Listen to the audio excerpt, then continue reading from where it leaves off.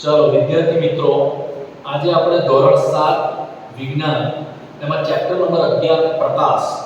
એ પ્રકાશને લગતી એક ઘટના છે, નામ છે પરાવર્તન. પરાવર્તન એટલે શું એને સમજીશું. કોઈ સપાટી પર પ્રકાશનું કિરણ આપાત થાય અને એ જ માધ્યમમાં પાછું ફેંકાય. આ ઘટનાને કહીશું પરાવર્તન. હવે એ પરાવર્તનના બે નિયમ છે. કેટલા નિયમ છે પરાવર્તનના? બે. એમાં આજે આપણે પ્રથમ નિયમ, પહેલો નિયમ બરાબર સમજીશું. પરાવર્તનનો પ્રથમ નિયમ એવું કહે છે કે આપાત કોણ અને પરાવર્તન કોણ હંમેશા સમાન હોય છે. પણ પહેલા સમજીશું આપાત કોણ એટલે શું અને પરાવર્તન કોણ એટલે શું. તો જુઓ મિત્રો, આકૃતિમાં આ સપાટી પર એક પ્રકાશનું કિરણ આપાત થાય છે, અહીંયા પડે છે.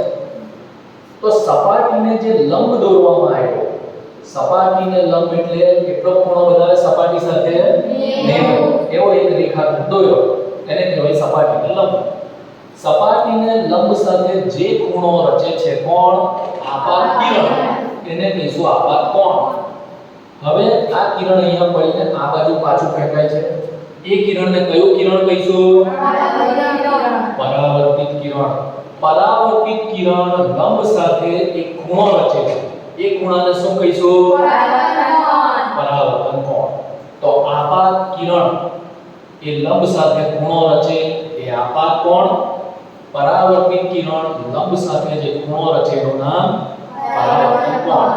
હવે પ્રથમ નિયમ એવું કહે છે પરાવર્તનનો કે આપાત કોણ અને પરાવર્તન કોણ હંમેશા સમાન હોય છે. આ બંને ખૂણા હંમેશા ગમે એવી સપાટી પર કિરણ આપાત કરો સમાન જ હોય. યાદ રાખો મિત્રો, ખરબચડી સપાટી હોય તો પણ આ બંને ખૂણા તો હંમેશા સમાન જ હોય. મને કહો, જો આપાત કોણ 50 ડિગ્રી હોય તો પરાવર્તન કોણ પણ કેટલો હશે? 50 ડિગ્રી. જો આપાત કોણ 40 ડિગ્રી હોય તો પરાવર્તન કોણ પણ કેટલો હશે? 40 ડિગ્રી. તો પ્રયોગ સ્વરૂપે હવે આ નિયમને જોવો છે? ચાલો આપણે જોઈએ. તો મિત્રો, આ છે કોણ માપક, જેમાં આ 0 ડિગ્રી છે અને પરાવર્તક સપાટી સાથે લંબ દોરેલો છે એવું ધારીએ.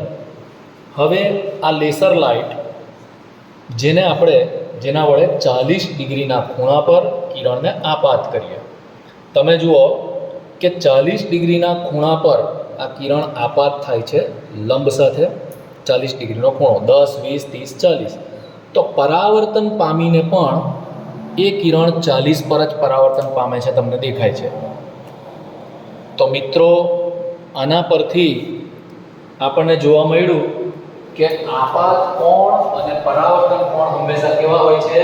સમાન. અહીંયા પ્રયોગમાં આપાત કોણ કેટલો હતો?